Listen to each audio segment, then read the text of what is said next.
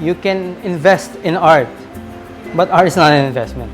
It's a very different field that you're looking at when it comes to art. Of course, the nuances, the factors that are involved in determining or that affect the appreciation of art is it's really quite complex. When one is looking at the values that art commands nowadays, it can't just simply be a subjective decision. One has to look at other empirical information when it comes to appreciating art. Selling it is part of the process. But you create art because you want to create art. Yun lang yun. Like, meron lang tayo in place na market for art. The returns that one derives from acquiring art and at some stage unloading art, I think, outpaces a lot of more traditional forms of investment as well as less traditional ones such as property or jewelry.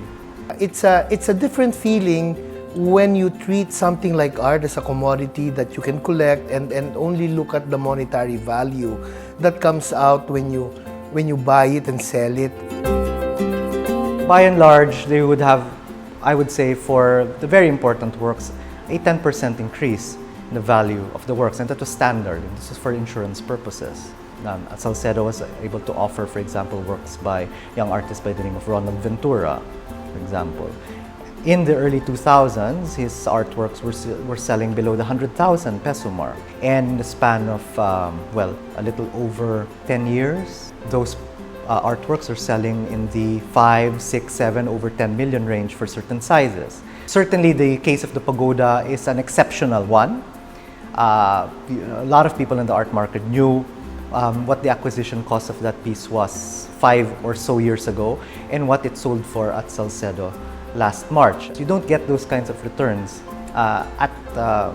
for other investment vehicles in that range or scale. Before you can even successfully invest in art, I think you have to love art. I think that comes first.